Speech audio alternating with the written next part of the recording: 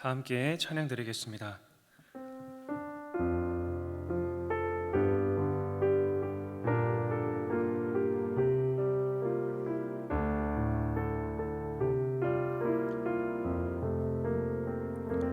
진정한 예배가 숨쉬는 교회, 주님이 주인 되시는 교회, 믿음의 기도가 쌓이는 교회, 최고의 찬양을 드리는 교회, 말씀이 살아 움직이는 교회, 성도의 사랑이 넘치는 교회, 섬김과 헌신이 기쁨이 되어 열매 맺는 아름다운 교회, 주님의 마음 닮아서 이웃을 사랑하는 교회, 주님의 영광을 위해서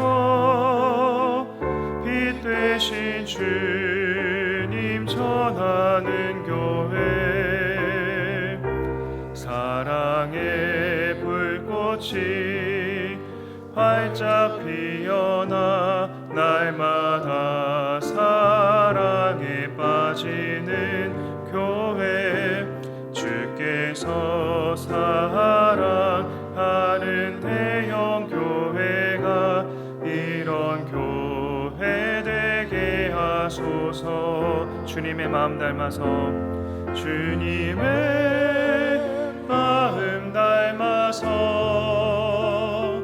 이웃을 사랑하는 교회, 주님의 영광을 위해서 빛 되신 주님 전하는 교회, 사랑의 불꽃이 활짝 피어나 날마다 사랑에 빠지는 교회, 주께서 사랑하는 대형 교회가 이런 교회 되게 하소서. 아멘. 이 시간 기도 제목 보시면서 합심 기도하겠습니다. 성령 충만을 사모하는 해를 맞이하여 성령 충만이 우리 인생에서 만나는 모든 문제 해답임을 깨닫고 늘 성령 충만을 사모하며 살아가도록 하나님 함께하여 주옵소서. 또한 모든 성도가 성령 충만 받아 내면이 변화되고 회복과 치유와 담대함으로도 개인과 가정이 살아나게 하시고, 무엇보다 우리 자신을 성령님께 온전히 맡기고 순종하며 살아갈 때에 우리의 생각과 말과 행동에 성령 충만의 열매가 나타나도록 함께하여 주옵소서. 나라와 이 시대를 지키고 교회와 다음 세대를 지킬 수 있도록 평등법, 차별금지법 포괄적 성교육을 막아주시고, 뿐만 아니라 교회를 무너뜨리려고 하는 모든 악한 정책과 시도들이 무너지게 하여 주옵소서. 이 어려운 때 우리 교회를 이끌어가시는 담임 목사님을 더 강력하게 붙들어 주시고, 코로나 시대를 잘 감당할 수 있는 성령의 지혜를 주시며 주신 사명을 잘 감당하고 사역에 집중하실 수 있도록 모든 사단의 공격을 은혜의 불성각으로 막아 주옵소서. 특별히 건강을 지켜주시고 목사님의 가정을 성령께서 평안케 하여 주옵소서. 담임 목사님께 엘리사에게 부어주셨던 갑절의 영검과 모든 사건과 사람과 상황과 환경과 문제를 능히 감당할 수 있는 압도한 은혜를 주시고, 강력한 요건을 부어주셔서 시대적 사명을 힘있게 감당하게 하시며 다음 세대를 세우는 일과 복음 통일과 열방 선교를 잘 감당할 수 있도록 하나님 아버지 함께하여 주시옵소서. 성령 충만을 사모하는 해를 맞이하여 성령 충만이 우리 인생에서 만나는 모든 문제의 해답임을 깨닫고 늘 성령 충만을 사모하게 하옵소서. 또한 모든 성도가 성령 충만 받아 내면이 변화되고 회복과 치유와 담대함으로도 개인과 가정이 살아나게 하옵소서. 무엇보다 우리 자신을 성령님께 온전히 맡기고 순종하며 살아갈 때 우리의 생각과 말과 행동에 성령 충만의 열매가 나타나도록 하나님 아버지 함께하여 주시옵소서. 나라와 이 시대를 지키고 교회와 다음 세대를 지킬 수 있도록 평등법, 차별금지법과 포괄적 성교육을 막아주시고 교회를 무너뜨리려고 하는 모든 악한 정책과 신호들이 무너지게 하여 주옵소서. 이 어려운 때에 우리 교회를 이끌어가시는 담임 목사님을 더 강력하게 붙들어 주시고 코로나 시대를 잘 감당할 수 있는 성령의 지혜를 주시며 주신 사명을 잘 감당하고 사역에 집중할 수 있도록 모든 사단의 공격을 은혜의 불성각으로 막아 주옵소서. 특별히 건강을 지켜주시고 목사님의 가정을 성령께서 평안케 하옵소서. 담임 목사님께 엘리사에게 부어주신 갑절의 영감과 모든 사건과 사람, 상황과 환경과 문제를 능히 감당할 수 있는 압도하는 은혜를 주시고 강력한 요건을 부어주셔서 시대적 사명을 힘있게 감당하게 하시며 다음 세대를 세우는 일과 복음 통일과 열방 선교를 잘 감당할 수 있게 하여 주옵소서. 오늘 이 시간 말씀을 통해 은혜 주시길 간절히 소망합니다. 하나님, 우리 아버지, 우리의 삶 가운데 주님께서 부어주시는 기쁨과 평강이 풍성하길 간절히 소망합니다.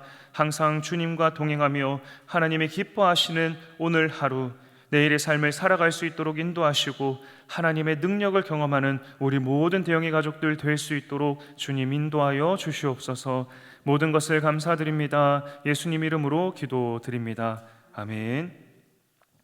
오늘 우리에게 주시는 하나님의 말씀은 사도행전 4장 29절에서 31절입니다. 신약성경 193면입니다.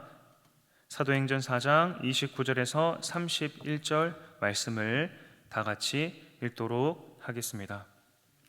주여, 이제도 저희의 위험함을 하감하시옵시고 또 종들로 하여금 담대히 하나님의 말씀을 전하게 하여 주옵시며 손을 내밀어 병을 낫게 하옵시고 표적과 기사가 거룩한 종 예수의 이름으로 이루어지게 하옵소서 하더라.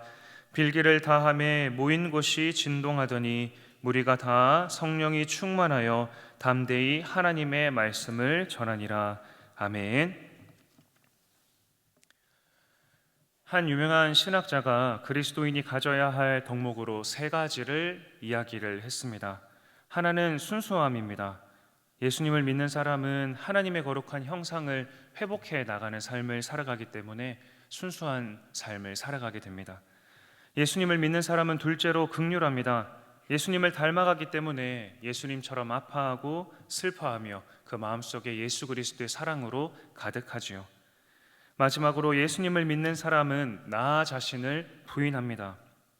하나님의 은혜와 사랑 앞에 내 생각을 내려놓고 하나님의 큰 뜻을 바라보는 삶을 살아가기 때문에 나의 생각과 나의 기준을 내려놓게 됩니다. 이러한 삶을 살았던 그리스도인들로 가득했던 교회가 있었습니다. 바로 우리가 읽고 있는 사도행전에 등장하는 초대교회 성도들이었습니다. 사랑하는 성도 여러분, 우리가 함께 읽었던 오늘 본문 말씀에는 성령을 받은 사도들 그리고 성령과 함께했던 초대교회 성도들이 믿음을 굳게 지켰던 이야기들을 담고 있습니다. 초대교회는 성령이 충만한 교회였고 성령께서 일하시는 교회였으며 모두가 성령을 간절히 사모하는 교회였습니다. 또한 우리가 읽었던 오늘 말씀에서는 성령으로 충만한 성도들의 삶에 나타나게 되는 중요한 특징 세 가지를 보여주고 있습니다. 이 특징 세 가지를 기억하며 우리 또한 성령으로 충만한 성도 되길 간절히 소망하는 그리스도인의 본질을 회복하게 되는 우리 모든 주의 자녀들 될 수 있기를 간절히 소망합니다. 성령 충만한 성도들의 삶에는 어떤 특징이 나타납니까? 첫째로 하나님의 기뻐하시는 뜻을 위해 살아갑니다. 오늘 본문 말씀에서는 두 종류의 사람을 대비시켜가며 보여주고 있습니다. 먼저 23절과 24절에서는 사도들이 노임의 그 동류에게 갔다라고 이야기를 하고 있고요.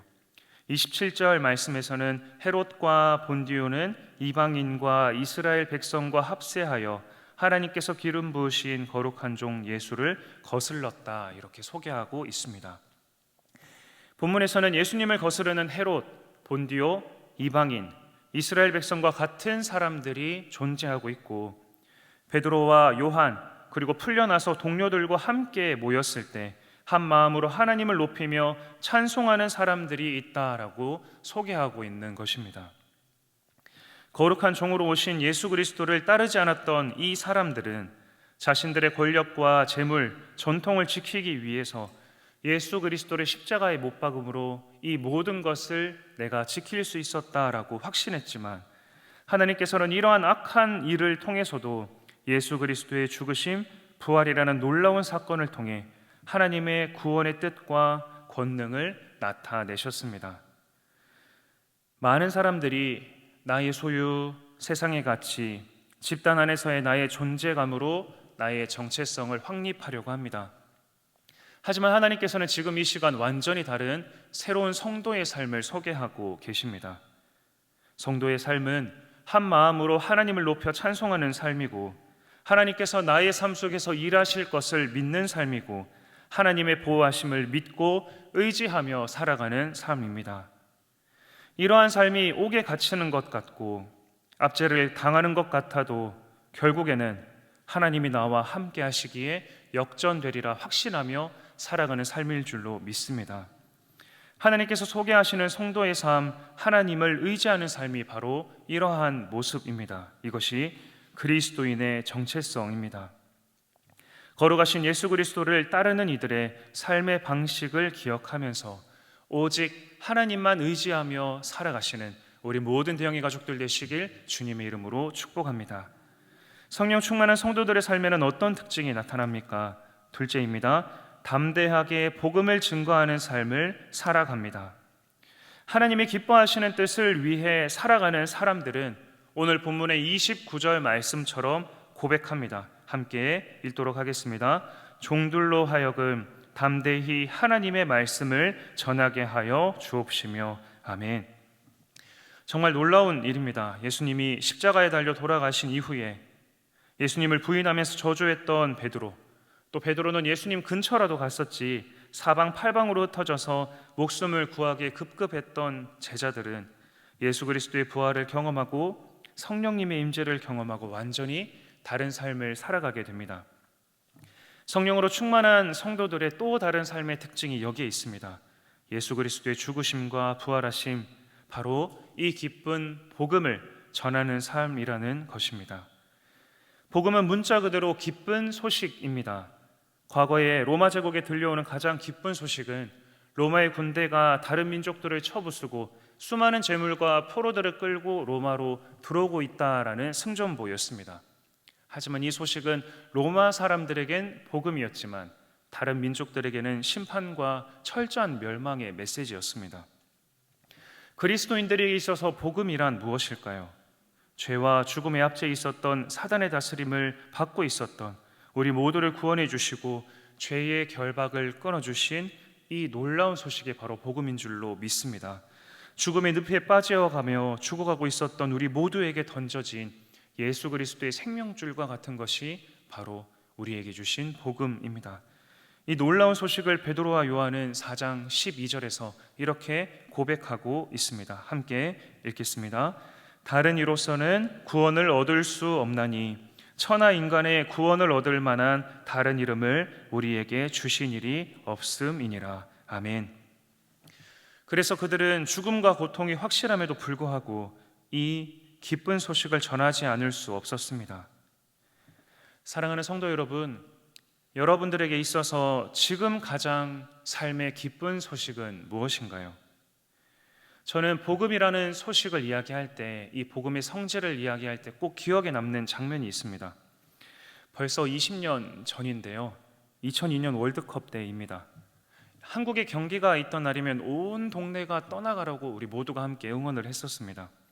전 세계 언론 그리고 전문가들은 한국은 진다 다 확신하지만 우리나라 사람들만 열심히 응원을 했었던 것이 기억이 납니다. 하나하나에 기뻐하고 하나하나에 탄식하고 소리 지르면서 경기를 지켜봤었죠. 그러다가 만약에 골을 넣게 되거나 또 우리나라가 승리하게 되면 진짜 건물이 흔들릴 정도로 사람들이 환호했던 그 순간들이 기억이 납니다. 저희 가정은 이제 어렸을 때 작은 연립주택에 살았었는데요, 포르투갈과의 경기 때 박지성이 골을 넣는 일이 있었습니다. 그때 이제 온 동네가 문을 열어놓고 응원을 했었는데 갑자기 이제 집안에서 가족들이 환호하면서 막 골이라고 막 소리 지르고 있는 그 순간에 옆집 아저씨가 저희 집에 갑자기 들어오셔서 골 이러면서 소리를 지르면서 들어오시고 함께 그 아저씨와 부둥켜 안고 소리를 질렀던 그런 순간이 생각이 납니다. 우리나라가 이겼다, 골을 넣었다, 너무 기쁜 소식이었던 것이죠. 저는 복음의 성질이 여기에 담겨 있다고 생각합니다. 너무나 기쁜 소식이기 때문에 남의 집 문턱도 넘어갈 수 있는 용기가 있습니다. 너무 기쁜 소식이고 감격스러운 소식이기 때문에 상대방도 반드시 행복할 것이라는 내 마음의 기쁨이 요동치고 있는 그런 모습을 보여주고 있습니다. 사랑하는 여러분, 주님께서 나를 위해 이 땅에 오신 이 기쁜 소식, 이 복음이 우리에게 이런 성질을 보여주고 있지 않을까요? 우리 안에 주의 복음에 대한 이러한 기쁨이 있습니까? 이 기쁜 소식을 전할 용기와 마음이 있습니까? 우리는 이 기쁨이 있지만 간혹 이 복음을 전하는 일에 거룩한 부담감만을 느끼고 주저할 때도 참 많이 있습니다. 그럴 때마다 우리는 이렇게 기도해야 합니다. 종들로 하여금 담대히 하나님의 말씀을 전하게 하여 주옵시며, 종들로 하여금 담대히 하나님의 말씀을 전하게 하여 주옵소서라고 기도할 수 있어야 합니다. 주님이 나를 위해 죽으시고 부활하셨다는 이 소식이 나에게 가장 기쁜 소식이 되도록 인도해 주시고, 이 놀라운 소식을 전하는 일이 나에게 가장 큰 기쁨이 될 수 있게 하여 주옵소서. 우리는 기도할 수 있어야 합니다. 그리고 이 일은 예수님의 제자들에게 그랬던 것처럼 우리에게 신앙의 시금석이 되어줍니다. 성령의 임재가 없으면, 성령의 인도하심이 없으면 우리는 이 복음을 기뻐할 수 없습니다. 이 복음을 전할 수도 없습니다. 만약에 우리에게 이 기쁨과 주의 복음을 향한 거룩한 부담감이 없다면 우리는 성령의 임재를 간절히 사모할 수 있어야 합니다. 우리가 만일 성령님과 동행하는 삶을 살아가고 있다면 이제는 주의 복음을 전해야 할 때입니다. 이러한 일을 결단하며 우리가 나아갈 때 성령께서는 우리와 함께 해주시고 우리 마음에는 기쁨을 부어주실 것이며 우리 입술을 통해서 이 놀라운 기쁨의 소식을 전하게 하여 주실 줄로 믿습니다. 복음을 전하는 것은 다른 것이 아닙니다. 2년 동안의 코로나 기간 동안 장결하고 잔결했던 수많은 우리 주변의 이웃들이 있습니다.